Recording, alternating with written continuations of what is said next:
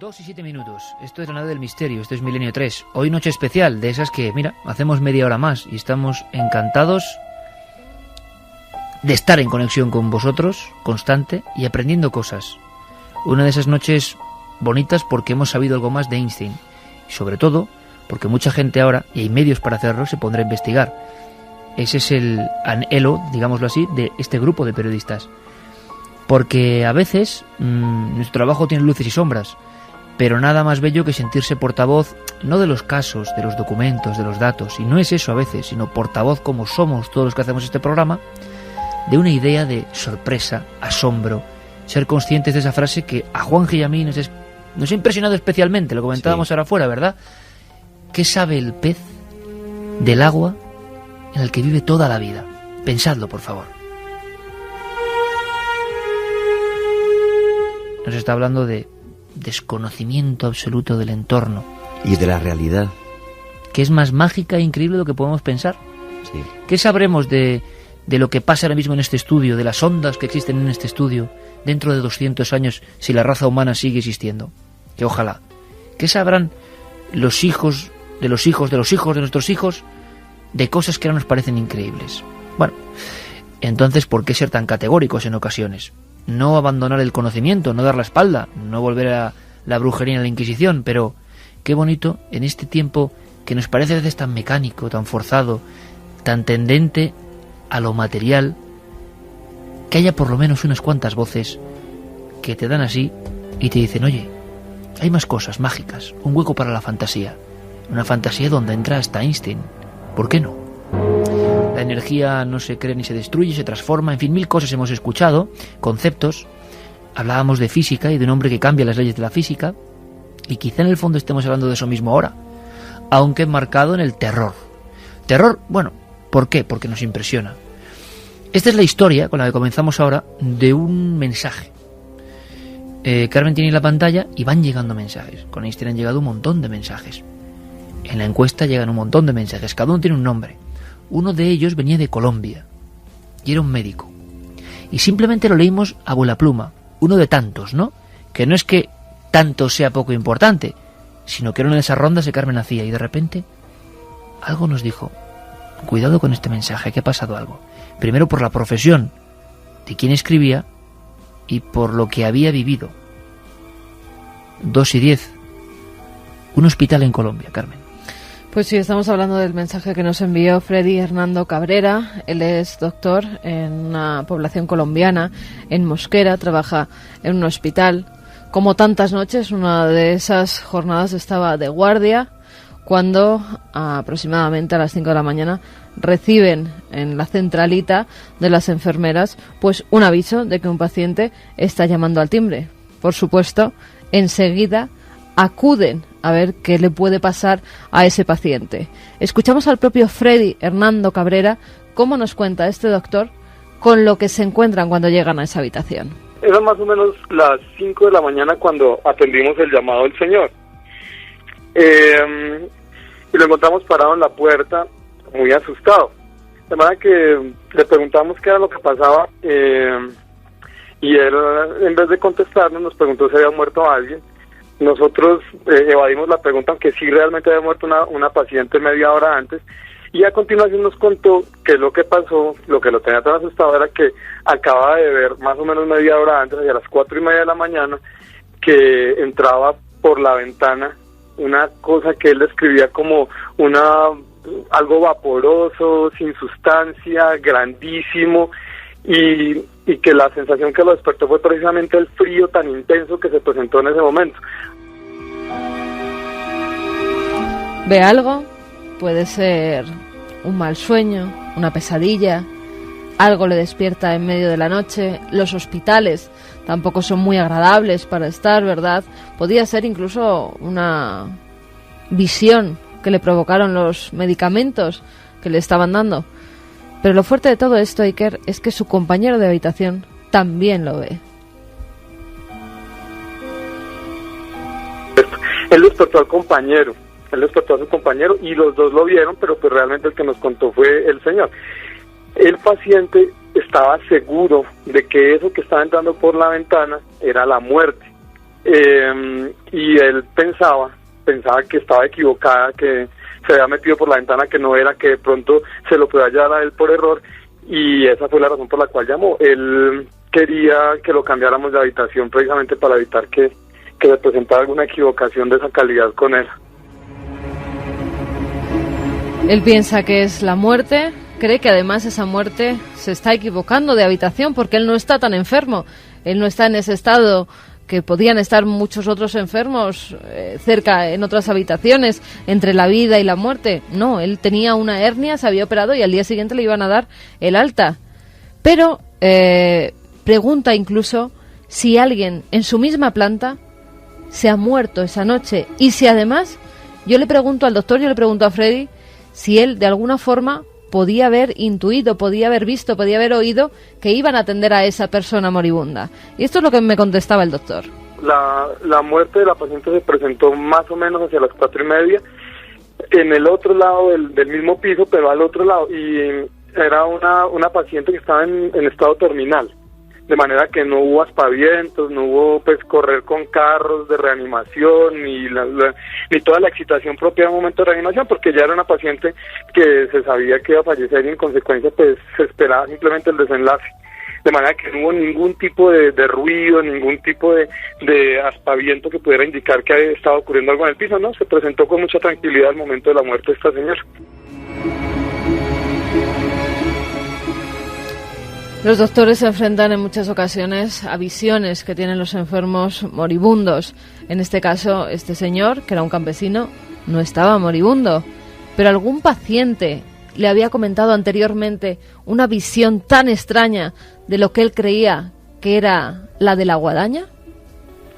No, señora, no, realmente no. Es la primera vez que yo oigo una descripción de ese talante. Yo la verdad también me quedé impactado por la descripción, porque me parecía que la descripción que hacía era tan diferente que no podía ser una figura tomada, digamos, de un libro o de una película o algo que él hubiera leído o conocido de antemano, ¿no? Yo creo que fue una experiencia real para él, porque realmente es muy novedosa la imagen que él le recreaba a uno en el momento de escribirla. Nos hemos encontrado casos en los que también se han visto sombras o algún paciente que murió allí y no termina de marcharse. Parece que su impronta queda en las habitaciones. Yo le preguntaba ya un poco escamada a Freddy si en su hospital habían vivido más fenómenos extraños.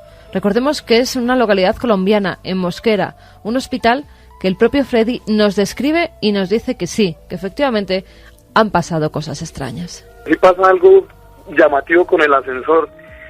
El cuarto, ese hospital tiene 4 pisos, es un hospital grande, 4 pisos. El cuarto piso no se utiliza, entonces está inhabilitado el ascensor para subir al 4 piso, y las escaleras tienen una tapia de concreto, de ladrillo y concreto, que impide que uno acceda al 4 piso. Pero entonces a veces, a mí me pasó en una madrugada, me llamaban como a las 2 de la mañana, apreté el botoncito para bajar al primer piso y esto subió al 4 piso, abrió las puertas, me mostró el 4 piso, oscuridad total, un montón de escombros en el piso, se cerró la puerta y pues volvió a bajar al primer. Y con mucha frecuencia uno se monta en el ascensor, eso sí sucede de día o de noche, y las puertas vuelven y se abren como si alguien fuera a entrar. Y en una oportunidad pasó que veníamos del primero al tercero y hundimos el botón del tercero, por supuesto, y pasó exactamente eso. La puerta empezó a cerrarse, se volvió a abrir, se volvió a cerrar y se hundió el botón del segundo piso y el ascensor subió al segundo piso, paró, se abrió y volvió a subir al tercer piso. Pues nosotros siempre hemos querido pensar que siendo un aparato electrónico puede tener ese tipo de fallas y que eso se presente por esa razón, pero realmente sí es muy llamativo lo del ascensor. Un 4 piso vacío, en un hospital grande, el ascensor que sube solo. Ellos ven que se pulsa el botón del segundo. Ellos ven que se pulsa el botón del segundo y que efectivamente... Estamos hablando con el médico, ¿no? Se abre esa puerta cuando llegan al segundo. Pero claro, yo estoy hablando con un doctor, yo estoy hablando con alguien de ciencia. Y en una mente científica le pregunto que como hombre de ciencia, como doctor, como médico... ¿Qué puede haberle pasado a ese hombre? ¿Tiene alguna explicación científica? ¿Alguna explicación cerebral? ¿Alguna explicación médica? Esto es lo que me contesta Freddy. siempre he sido muy escéptico en muchas cosas. Yo pues creía que realmente lo que la gente veía era fruto de la falta de irrigación cerebral, del exceso de CO2, todas estas cosas que suceden cuando uno está entre la vida y la muerte. Pero el señor estaba perfecto. Él estaba simplemente cuidándose un posquirúrgico, de manera que él no estaba al otro lado, no estaba en premortem, no, él estaba muy bien, simplemente era cuestión de darle salida mañana, por decir algo, de hoy para mañana. Yo creo que él realmente vio lo que nos dijo que vio. Ahora, ¿qué representa eso? Muy difícil saber. Pues lo vio, pero ¿qué representa eso? La muerte para el campesino, acostumbrado a las arduas tareas del campo y también a estar de noche y no tener miedo a nada, como me comentaba Freddy a micrófono cerrado, porque luego conversó con ese paciente sobre lo que había visto y me decía que era un hombre valiente, que además era un hombre rudo, era un hombre de campo y que no le tenía miedo. El campo de Colombia, a nada más que, claro, pero en su habitación, estando perfectamente consciente. Y más que descripción, ¿verdad? Sí, una descripción muy extraña, muy rara, como una nube, una masa blanquecina. Y además que no es el único que lo ve, que su compañero de cuarto también lo ve. A mí con me lo cual impresionó el mensaje ya, ¿eh? Sí, bueno, desde aquí también decirle a Freddy que 1000 gracias por su testimonio, que mucha suerte, que creo que acaba de tener un bebé, que acaba de tener un niño, así que... Suerte. Alfredo Freddy, un milenario más. Cabrera, doctor de Mosquera Freddy en Colombia. Hernando Cabrera. Claro, a mí lo que me impresiona, que decía el doctor, y que podemos aprender, es algo que no era leído, ¿no? Algo que no era implantado, impuesto. Una visión que de inmediato el campesino, levantado, observa entrando por la ventana y presiente que es la muerte. No es la primera vez que ocurre. Se ha hablado de diversos artistas que sobre todo han visto la muerte como una sombra. Se habló de Mozart en su día. Hay una descripción muy terrible de visión, no de una sombra, no de espectro, porque quizá, y esto es lo interesante, hay algunos casos, por lo que sabemos y hemos investigado, ¿no?, donde la gente cree ver algo que pertenece a alguien. Es decir, cuando uno ve un fantasma, si es que existen, yo creo que se ven, no sé lo que son, pero cuando es el típico caso de visión de un espectro, la persona tiene perfectamente conciencia, mientras dura el encuentro, de que eso no le pertenece a él. Puede tener que ver con él, pero es otra persona, es otra cosa. Ahora, ¿cómo cambia? Cuando lo que aparece crees de inmediato, intuyes que es la muerte, y en el fondo entonces tiene que ver contigo. Hay una experiencia terrorífica que recogió en Suiza nuestro compañero Luis Álvarez de Jung. Jung observa en su torreón de Bollingen, desde la ventana abre y ve la figura enlutada, el capuchón, pero en la cara no hay nadie y está esperando. Y luego ve varias de estas figuras y cree que todas ellas significan algo que puede tener que ver con la muerte. Yo lo he comentado más de una ocasión, pero qué impresión cuando algunos de los grandes estudiosos de la mente, como Grof, describen que desde niños tenemos esa imagen quizá asociada a la muerte, que es curioso que luego la muerte se viste con esos ropajes en el medievo, que es la capucha, la sensación de traje talar, traje largo, que cae hasta el suelo, y que por algo lo tenemos mucho antes de nacer, lo tenemos ya inserto. Y qué decir, Santi, de cosas como eso, la visión de Mozart al final de polémica, pero que ellos creían que veían la muerte. No era ver un espectro, la muerte se presentaba a los pies de tu cama. Sí, además estamos hablando de algo que es tan universal, que ha sido recogido en el folclore y en las leyendas y en las religiones antiguas de pueblos de prácticamente los 5 continentes. Por cercanía conocemos, por ejemplo, en la mitología celta y que perdura todavía la creencia y la leyenda en Irlanda, la aparición de las banshees, las mensajeras de la muerte, que sabes perfectamente, es un nombre que causa escalofríos todavía en cualquier irlandés de pro, que sabes perfectamente que su visión te pronostica una muerte muy cercana. Un poquito más al norte y con connotaciones mucho más míticas estaba la Valquiria, que venía a recoger para llevar a Valhalla a los guerreros que iban a caer al día siguiente en combate, y les hacía una visitita para decirles lo que les esperaba en la próxima batalla. Es uno de esos misterios probablemente, has mencionado a Jung, del inconsciente colectivo. Es parte del programa de que la muerte no solamente es un fenómeno, sino que en algún rincón de nuestra mente la tenemos personificada en un personaje que va a venir un día a cobrarnos lo que le debemos. Y aparte, Juanje, un hospital en la Colombia profunda, o sea, tonterías imagino que las justas para andar inventando esto, varios testigos en la habitación, el doctor que nos habla, primero agradecimiento, porque de Colombia, tan lejos, estén escuchándonos en tiempo real, y segundo, vamos, que allí no se andan con tonterías. No, es un país que conozco muy bien y te aseguro que este señor, aparte, Colombia es un país inseguro, pero no significa que la gente y a nivel científico como este señor mienta. Lo que sí me parece, lo primero, darle las gracias por su valor, y lo segundo, el caso, como decía Santi, es, bueno, roza lo arquetípico de todas las culturas. Lo que a mí sí me impacta es eso, ¿no? Es que de forma arquetípica, o sea, porque nacemos, todos tenemos, todos sabemos que un día vamos a morir, pero nos aterra tanto la muerte que la apartamos siempre a lo más profundo de nuestro subconsciente, ¿eh? No queremos saber nada de la muerte, sobre todo en la parte en la que vivimos nosotros, que es el mundo occidental, porque en Oriente sí que se convive con la muerte de una forma natural, pero aquí nos aterra el doble la muerte y nos provoca tanto pavor la muerte y tanto tabú, porque en el fondo, aunque nos hayan dicho en el cristianismo que vamos a ir a un cielo y tal y todo esto, no nos educan a morir. No, y tampoco sabía nada de nada, ¿no? ¿Dónde vamos? Hombre, nadie ha vuelto y nos si ha vamos. contado, efectivamente, si vamos a algún sitio, ¿no? Pero vamos bueno. a hacer una cosa, luego quiero que Carlos me cuente una historia que ha recogido esta misma noche y que es una de esas historias de testimonio que puede tener que ver.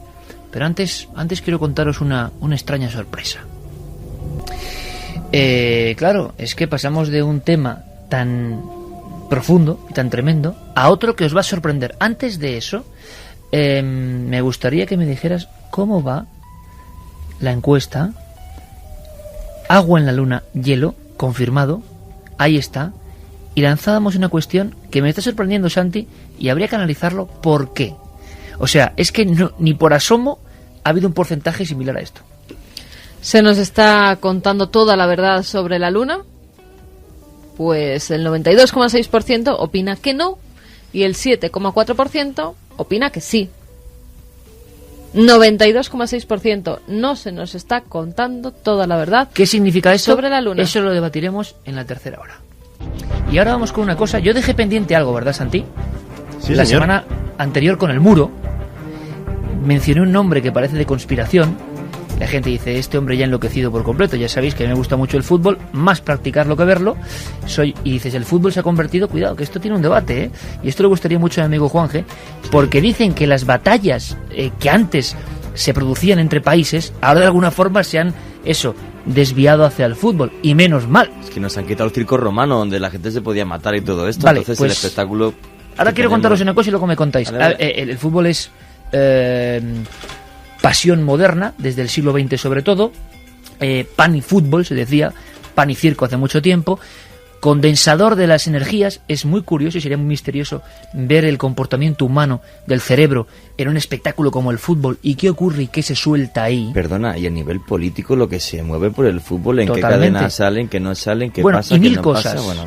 Bueno, terrible, vamos. y mil cosas de todo tipo profundo. Yo con esta sintonía hablaba del muro de Berlín, ¿os acordáis? Muri de Jean-Michel Jarre. Y deslicé un nombre que se quedó sin contar, Sparwasser. Le llamaban el héroe de nadie. ¿Hasta qué punto la política, las tensiones, la muerte, puede perseguir un espectáculo lúdico como el fútbol? ¿Que el fútbol no tiene historias dignas de conspiración o de misterio? Eso es un tabú que vamos a romper ahora mismo. Quiero contaros la historia de un hombre porque hablando del muro se nos quedó un poco fuera y era el ejemplo perfecto y comprensible, además, perfectamente también, de lo que estaba sucediendo. Fijaos, este era un poco Einstein en el sentido de las frases.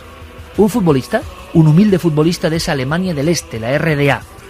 Y él dijo un día, si en un cementerio pusieran una tumba sin nombre y simplemente en el epitafio, Hamburgo, 1974, toda Alemania sabría quién yace debajo, yo.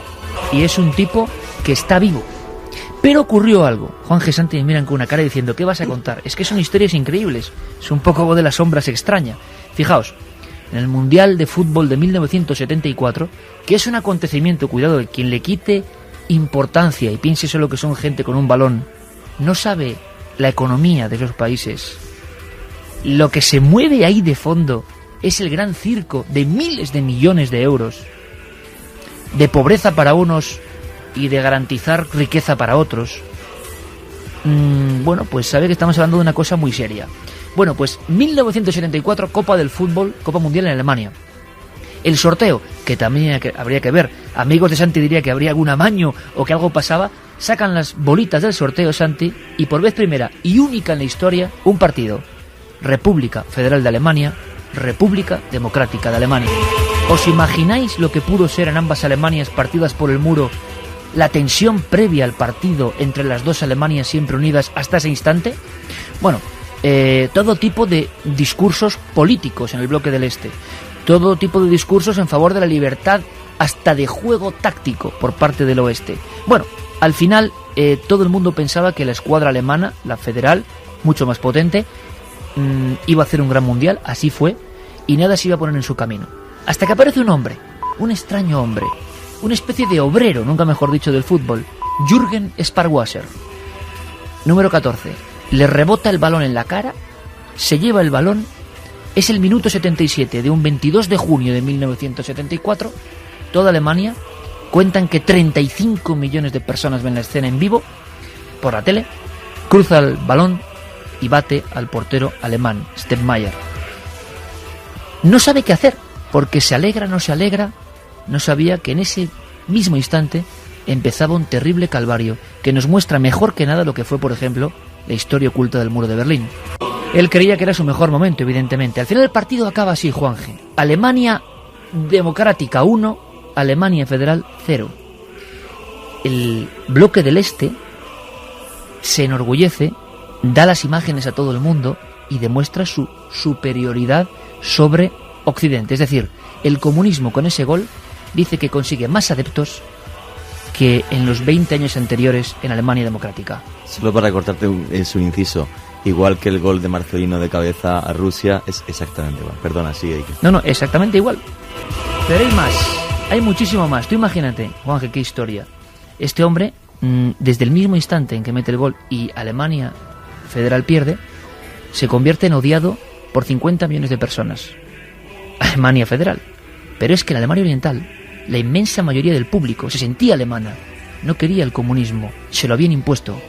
Y entonces pensaban que ese gol dejaba fuera a la Alemania a la que ellos también pertenecían.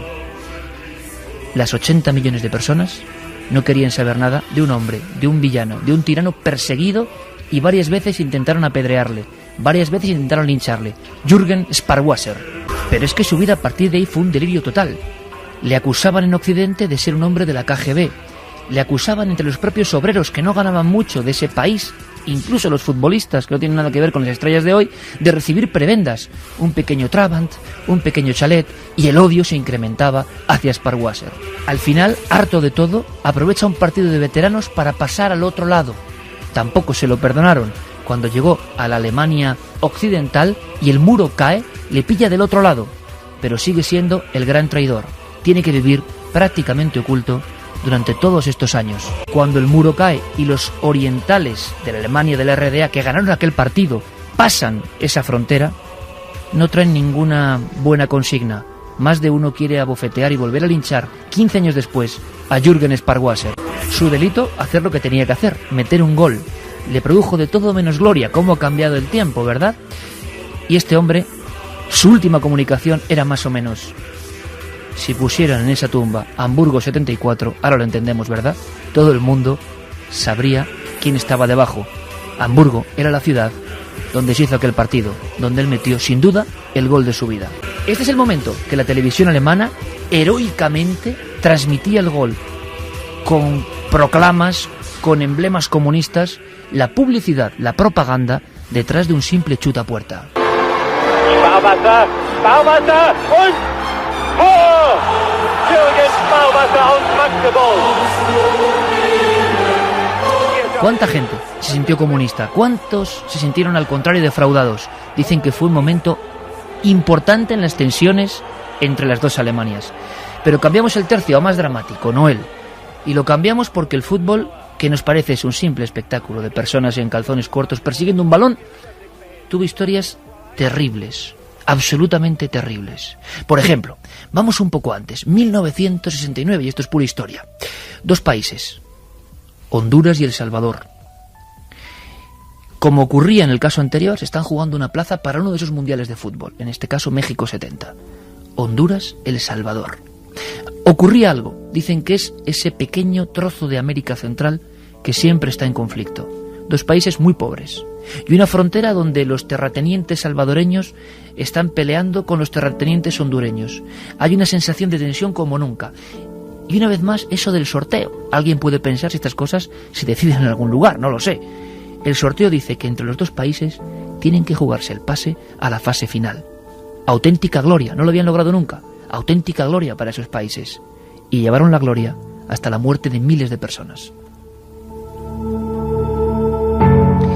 El 8 de junio de 1969, en Tegucigalpa, se disputa el primer partido. Honduras, El Salvador. Los salvadoreños son recibidos con cohetes, insultos, y se produce el partido más o menos dentro de la normalidad, a pesar de que muchos piensan que se va a producir una guerra de un momento a otro. Pero ocurre algo, fijaos qué historia.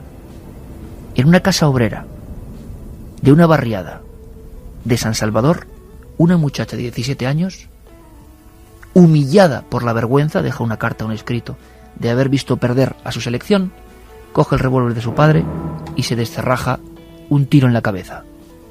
Al día siguiente, los periódicos de El Salvador hablan de la mártir del fútbol.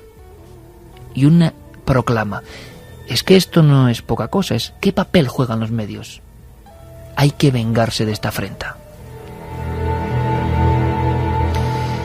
Partido de vuelta, una semana después, 15 de junio de 1969, en El Salvador. ¿Qué ocurre? Cuando llega el equipo de Honduras, se encuentran con un racimo de ratas muertas en la puerta del hotel. Después una lluvia de piedras, de huevos, no pueden dormir. Hay trifulcas y ya matan a 2 personas de esa comitiva.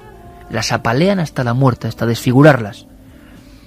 El partido es, imaginaos cómo se juega. Los hondureños apenas pueden con la impresión que han recibido, esa turba que se les echa encima, problemas en el estadio, 15 personas quedaron en coma tras los apaleamientos, 15.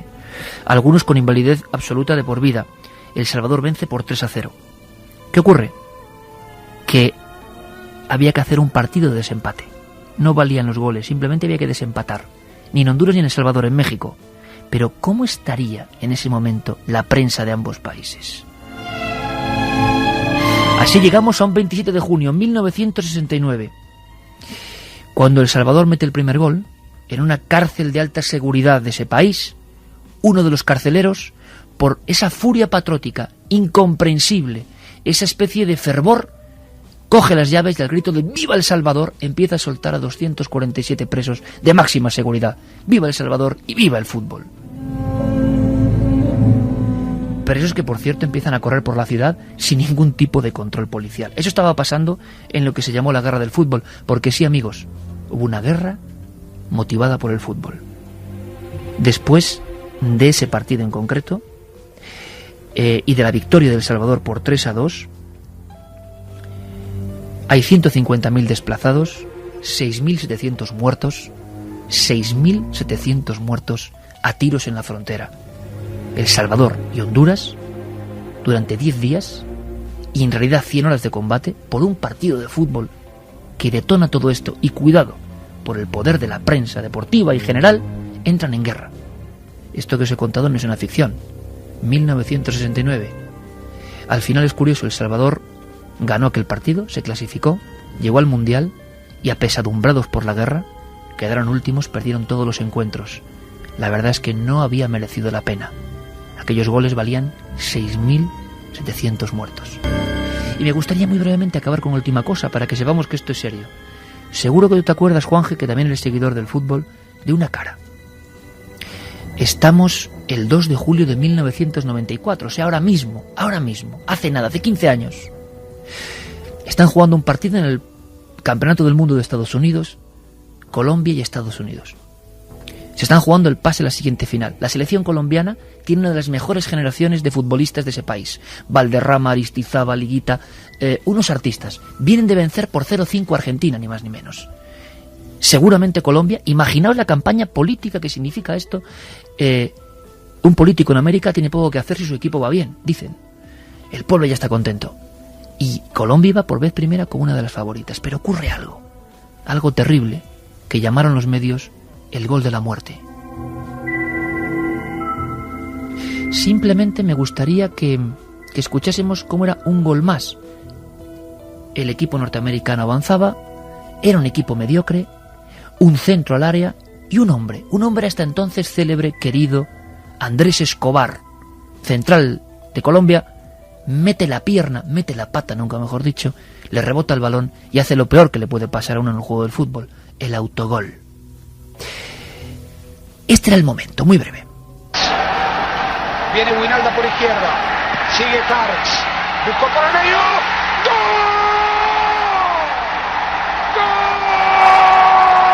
Pero este grito en el fondo estaba empañado de nostalgia y de angustia, porque veían que su selección, su querida Colombia, se iba fuera. Una oportunidad perdida hasta dentro de 4 años no más. El culpable, ese hombre, Andrés Escobar. Al día siguiente sale una fotografía. Es el momento, detrás de la portería, en el que Escobar mete la pierna y el balón entra. Cuando uno ve la cara de Escobar, es como si fuera una profecía, como si supiese perfectamente lo que le iba a pasar apenas horas después. ¿Qué pasa horas después? Pues así abrían los informativos de toda Colombia.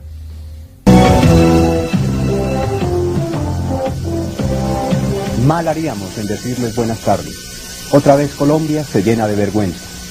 Andrés Escobar, jugador de la selección Colombia, fue cobardemente asesinado en Medellín. 12 disparos cegaron la vida de un hombre que se entregó entero por representar al país con dignidad. Los asesinos, después de cada disparo, lo insultaban y le gritaban golazo. Después de 12 disparos en la cabeza, le decían golazo. Nunca se supo exactamente quién fue el muñidor de este crimen. Sí, la persona que pulsó el gatillo. Un hombre que lo encontró en el parking de una discoteca, Humberto Muñoz Castro, le habló de ese gol, se volvió y le descerrajó 12 tiros en la cara. Sus compañeros, destrozados yo creo que de por vida, Higuita, Aristizábal y compañía, tuvieron que reconocer el cadáver. Ese hombre que despejaba balones, que llevaba con el escudo de Colombia con orgullo, estaba desfigurado por esos tiros. Nadie le auxilió.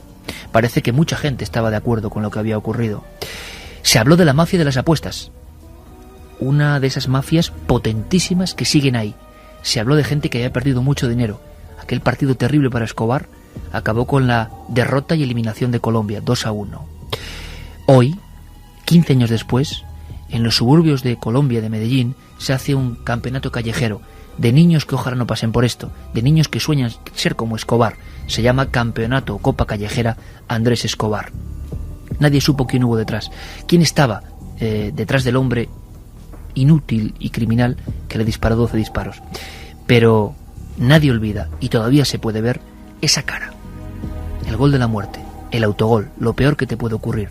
Hasta en el fútbol hay guerras, hay muertes y hay olvidos. Simplemente hemos contado 3 de ellos. Pues vamos con mensajes, repetimos las vías de contacto: 7640, palabra clave milenio, espacio y vuestros mensajes. Si nos escribís un SMS, milenio3 con número @cadenaser.com, si nos escribís un mail, y también ya sabéis que a través de la página web de la Cadena Ser podéis dejar vuestros mensajes ahí publicados y leerlo en el mismo momento en el que estamos nosotros hablando. Vamos con esos mensajes, Iker, que además recordamos que sorteamos 3 ejemplares de La Última Respuesta, de esos grandes autores que hemos tenido antes hablando de Einstein, Alex Rovira y Francesc Miralles. Hola amigos milenarios, yo he vivido en 2 ocasiones la misma sensación de que una niebla helada se colaba en mi cuarto, despertándome de madrugada. Desde Chile nos dice: mi abuelo agonizaba y mi madre, cuidándolo, esperaba a la enfermera para calmar los dolores con unas inyecciones. Tocaron a la puerta y mi madre, apurada, va a abrirla. No había nadie, sintió un escalofrío. Al rato mi abuelo falleció. También cuando mi abuela, antes de morir, miró hacia atrás y dijo: Dios mío, ¿Qué vio? No lo sé. Diego Marañón, desde Foros del Misterio, nos dice: como tenéis siempre presente en los directos de Milenio 3, ya dijo Einstein que lo más bonito que podemos experimentar es el misterio. Sin duda, era un sabio. Diego Marañón, que también tiene bastante de sabio, un buen amigo que hace mucho por la difusión de muchos programas en Foros del Misterio. Un abrazo, Diego. Soy enfermero y en el Hospital Carlos Haya, en Málaga, también hay apariciones de un ser en los ascensores y en servicios cerrados. Yo lo vi en Nochevieja. Andrea de Velilla del Río, el Carrión, en Palencia, nos dice: gracias por descubrir a Mileva Maric. Que es el personaje en el que todo el mundo se ha quedado alucinado, Mileva Maric. Un personaje muy interesante. Murió pobre, hay que decirlo también, ¿eh? A pesar de lo del móvil, digo yo, madre mía, del Nobel. Bueno, tenía muchos gastos, algo que ya contaremos un día.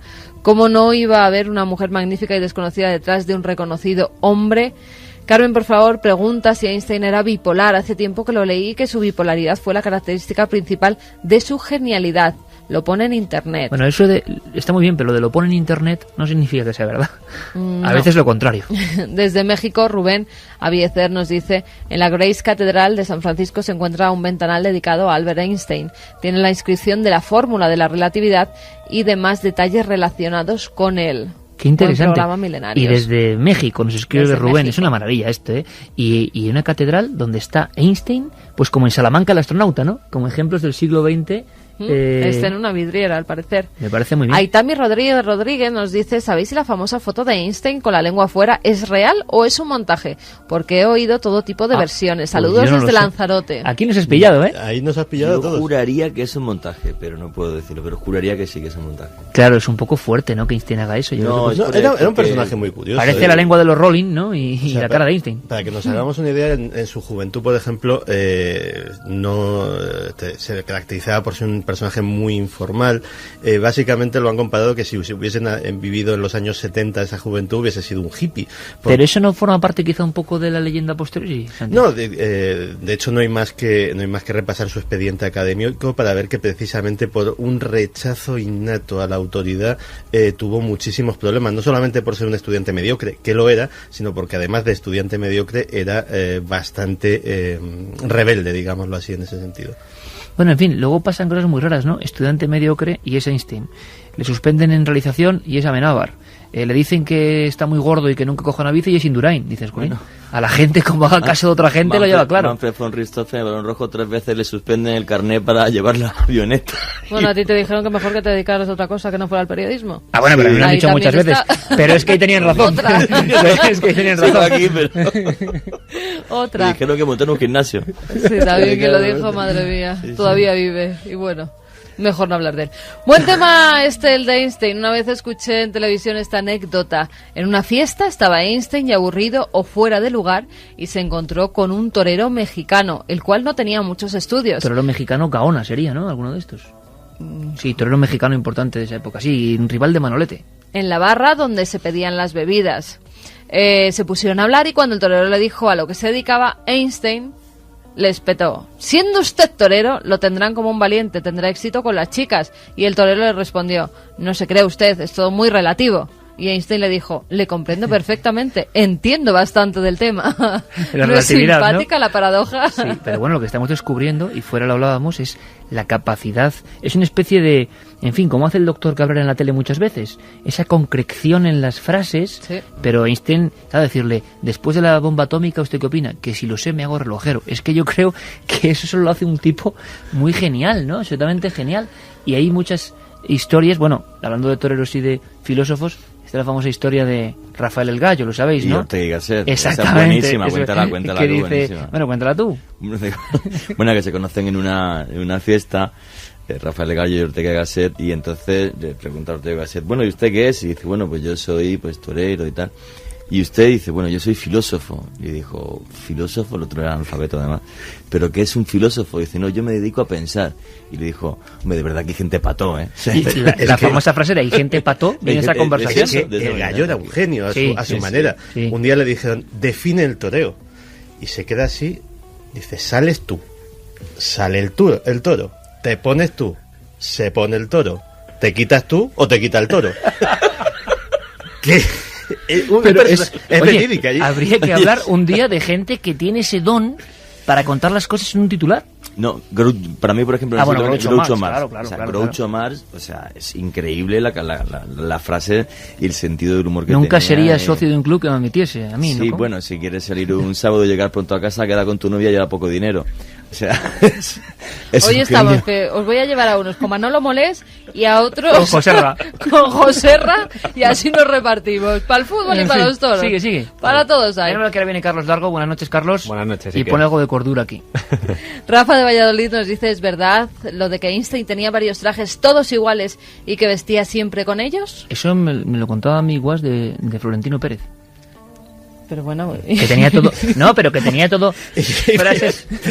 Pero vamos a ver... Y pero ya no. ahondando más, Tierno Galván es confirmado También que efectivamente Tierno. tenía un guardarropa de 10 o 12 trajes exactamente iguales y se los lleva a cambiar. Pero Tierno bueno, Galván, Iker, que era mi amigo de Argumosa, por cierto. Fíjate. Sí. Que tú mismo te compras las mismas camisas 100 veces, con lo cual no sé qué hablas de los No, demás. pero que dicen que hay una... No, vamos a ver, en gente muy triunfadora y con mucha visión para los negocios o la matemática o la empresa, como es el caso de Florentino y tantos otros, es que dice que tienen el típico armario...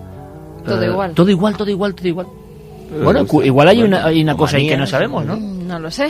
Nos dice, mi nombre es Juan Manuel Ojeda, les escribo desde Buenos Aires, Argentina. Recuerdo un capítulo de Cosmos, Viajes en el Tiempo y del Espacio, tremendo. en el que se habla de Albert Einstein, de su teoría de la relatividad. Y Carl Sagan cuenta que Einstein un día, pensando en la velocidad de la luz en relación a otros objetos, desarrolla su teoría de la relatividad. La verdad es que hasta el día de hoy es algo que yo personalmente conozco de manera muy general y que me cuesta comprenderla en profundidad. ¿Poder desarrollar semejante teoría es más una cuestión de inspiración, intuición o de observación? Les mando un gran abrazo cósmico desde aquí y un gran saludo. Juan Manuel desde Argentina. Desde Argentina. Sí, es la paradoja. O sea, de repente Einstein pensó, si yo corriese tanto como la luz, ¿cómo sería la luz? O sea, si tengo la partícula a la misma velocidad y puedo Pues verla, una masa ¿cómo sería? infinita, claro, te convertirías en algo y él inconcebible. empezó a pensar efectivamente en esa Bueno, nos dicen sobre el gesto de la lengua que Einstein hizo ese gesto para fastidiar la foto ¿Ah, sí? al fotógrafo. Oye, pues Qué muchas bueno, gracias. bueno, muchas gracias. Que nos lo Bueno, digan. mira, aprenderemos de un genio, ¿no? Cuando no queramos que nos hagan una foto. Sí. Se dice que trabajando en la oficina de patentes, en ratos libres y completamente solo, a Einstein se le ocurrió intuitivamente lo que enunció y por eso nunca citó las fuentes de las que se nutrió, nos dice Francisco Javier desde Lo que está muy Santander. claro es que Einstein ha dejado un montón de frases absolutamente geniales. Hemos leído algunas absolutamente geniales. Bueno, os digo otra de esas que te deja sobrecogido, pero sobrecogido por lo que yo pienso. Claro, Einstein vivió hasta hace 50 años prácticamente, o sea, está todo muy bien documentado. También sabemos que se le añaden cosas a veces apócrifas. Pero sea quien sea, si muchos son de él, es un absoluto genio en la pura dialéctica. Fijaos qué frase, Santi. No sé con qué armas se luchará en la Tercera Guerra Mundial, pero sí sé con cuáles lo harán en la Cuarta, con palos y mazas. O sea, la vuelta al inicio de la especie, ¿no? Quizá la desaparición de la especie y el nacimiento de nuevo de otra. Y la vuelta al Australopithecus peleándose o al Neandertal. En fin, qué cosas. Oye, nos queda una cosa pendiente antes de que Carlos nos cuente una cosa que seguiremos ahondando en la segunda hora. Hablando de ese episodio del fútbol secreto, ¿me hablabas del Dinamo de Kiev? Sí, porque en Rusia el fútbol, en la Unión Soviética, era algo política también, tremendo. ¿No? El Dinamo de Kiev era el equipo del KGB y se dio un caso concretamente muy dramático que era el de Eduard Stetsov, que fue la gran estrella del fútbol soviético que les hizo ganar la medalla de oro en la Olimpiada de 1956. Todo el mundo se sorprendió mucho porque Stetsov no jugó en el Mundial del 58. Y dicen, bueno, la gran estrella de los rusos, este hombre con unas condiciones increíbles para el fútbol, ¿qué ha pasado? El Pelé ruso de la época. Pues pasaba que Stetsov jugaba en el Torpedo, que era su equipo de toda la vida. Y cuando descolló en ese Mundial, pues el Politburó prácticamente le puso entre la espada y la pared para que jugase o en el CSKA, que era el equipo del ejército, o en el Dinamo de Moscú, que era el equipo del KGB. Y él dijo que no. ¿Y cómo serían las cosas en aquella Unión Pues Soviética? decirle que no a alguien de la Unión Soviética en aquella época... Pues imagínate cómo serían las cosas que... Pero claro, Siberia. En Siberia acabó. ¿Acabó en Siberia? Acabó en Siberia, pero hubo que hacer una cosa porque Stetsov era un héroe nacional. Entonces, lo que hicieron fue cargarle un falso cargo de violación, montarle una conspiración alrededor y condenarle a un gulag de Siberia, donde pasó unos cuantos años. Regresó varios años después a su equipo el Torpedo, pero ya no era ni la sombra del jugador que había sido. Lo has dejado planchado, Santi, menuda historia. Esto es compatible con la del hombre que metió la cabeza en el Yo tengo que decir Anatoly, que yo siempre que hablamos de la de Rusia, tengo que decir una cosa, sale igual que el fútbol no sé por qué acaba con esa capacidad destructiva, el rugby, no por haberlo jugado, tiene una capacidad de construcción y de paz increíble. La próxima película de Clint Eastwood es... ¿Ah, sí? Sí, sobre rugby, y es... hace de Nelson Mandela a Morgan Freeman, y el jugador de rugby de la selección surafricana. Ah, bueno, aquel personaje del que me hablaste, que era tremendo. No Jonah Lomu, que es otro personaje, si quieres un día hablamos, no era Lomu. Cómo de repente Nelson Mandela se da cuenta que hay un mundial de rugby en Sudáfrica, pero claro, el rugby es el deporte que han jugado toda la gente blanca toda la vida. Y no es solamente meter un negro en la selección, sino que hacer que la gente de color juegue a rugby igual que jugaba a fútbol en las calles. Entonces la próxima película de Clint Eastwood, el guión de ese genio, va sobre esta historia verídica y auténtica que pasó hace poco, y un día si quieres te la puedo ampliar. Es maravillosa. Muy atentos, sí señor. Como siempre vamos como en una montaña rusa y cambiamos el tercio completamente para que Carlos nos traiga un testimonio que nos había llegado también por escrito, que nos impresionaba. Vamos por lo menos con la primera parte. Cuéntanos, Carlos. Pues como tú nos decías, Iker, nos llegaba esa historia a través del correo electrónico, nos escribía Ángeles, un oyente del programa, y la verdad es que el titular de ese correo ya daba que pensar. Se llamaba La historia del hombre de negro. Hablabais de estas figuras oscuras que se aparecen de vez en cuando a algunas personas, y esto es lo que pudo ver nuestra oyente. Esta historia comienza hace 30 años exactamente, cuando ella tenía 15 años nada más. Vivía en una casa con sus padres, con sus hermanos y con una hermana que tenía 4 años más que ella. Nos decía a micrófono cerrado Ángeles que cada fin de semana sus padres se marchaban a una casa que tenían de campo, donde pasaban las vacaciones, y que, bueno, pues en esos fines de semana su hermana aprovechaba para irse con sus amigas, pasar la noche fuera de casa, y que luego regresaba a la mañana siguiente. Ese día, concretamente, su hermana, ese fin de semana, se marcharon sus padres, su hermana se marchó con sus amigas, y a la mañana siguiente Ángeles se despierta y está sola en su casa, así que decide ponerse a hacer las tareas del hogar. Está recogiendo la ropa del tendedero, y justo cuando decide entrar en su habitación, en esa habitación que había pasado toda la noche, se encuentra con algo que no esperaba encontrarse. Pues me encuentro que a los pies de mi cama, pues hay un señor sentado a los pies de mi cama, con las manos apoyadas en las rodillas, mirando hacia abajo, y que justo en el momento en que yo abro la puerta, él se me queda mirando. Y se trata pues de un señor, pues que para mí era un señor, pues debía tener unos 40 y tantos años. Yo le vi perfectamente la cara. El hombre iba con un traje de chaqueta negro. A mí hubo una cosa que me llamó muchísimo la atención, y es que le brillaban mucho los zapatos. No sé por qué me fijé en eso. Y el hombre no me dijo nada en todo el tiempo.